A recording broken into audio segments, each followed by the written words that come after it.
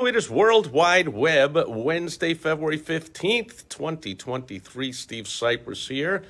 And there's a new online attempted disruptor of the online news industry known as Zette, as in short for Gazette, Z-E-T-T-E.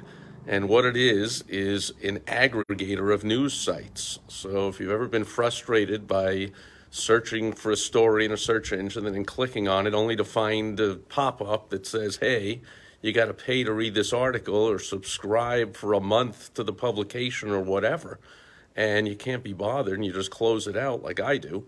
Now you can subscribe to Zette, and you can pay for a number of articles a month, and they call themselves the Spotify of news because they aggregate all the different articles, and you can pay per article.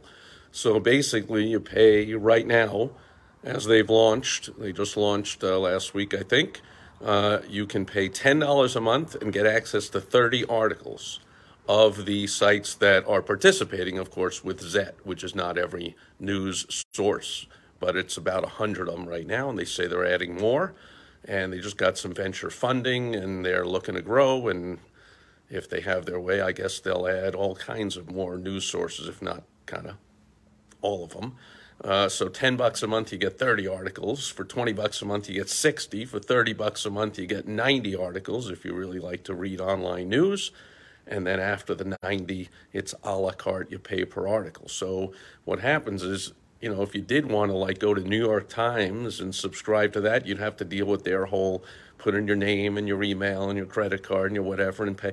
And then another news and another and another. So the founder of this young entrepreneur, 27-year-old, I think, somewhere in San Francisco in the Silicon Valley hotbed of internet tech startups, came up with this idea, and she said, why mess with all these different news sources? She's trying to get the younger generation, whatever it's called, XYZQNLP generation, to want to focus and watch and read online news. Apparently, for some reason, I guess she thinks they're not doing that, and I'll have to take her word for it, they're not. So if you like to read online news and you don't like to have to subscribe to multiple different sources, used to be called newspapers or whatever you want to call them, or you don't want to have to click out of articles just because there's a paywall, as it's called, it says you have to pay to read it, you can pay $10 a month to Zette.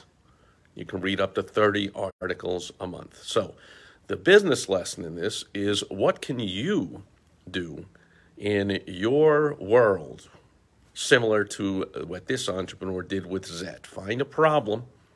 There are plenty of them out there, and find a solution to it. So in this case, she was irked by the paywalls and having to sign up for multiple news sources, and said, hey, let's just work as someone who will aggregate all those and be the Spotify, bring all the different, you know, Spotify for music, brings all the different musicians into one platform.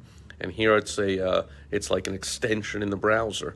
And so when you come to one of these paywalls for a news article, it'll pop up, and you can say, that's one I want to read. You use one of my 30 credits for the month. Boom. What can you do in your industry where there's a frustration or a pain in the butt or some kind of problem, and you can solve that for yourself and for others, and maybe you too can end up getting funding and possibly going public and possibly selling it and becoming another tech, if not tech billionaire, at least a tech multi-millionaire.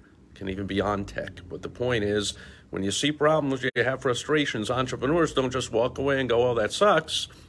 If we're really passionate about it, we say, wow, that sucks. I'm going to find a way to fix it, and I'm going to find a way to profit from fixing that. Anyway, that'll do it for World Wide Web, Wednesday, February 15th, 2023. Thanks for being here with me today, and I will catch you back here again tomorrow on Throwback Thursday.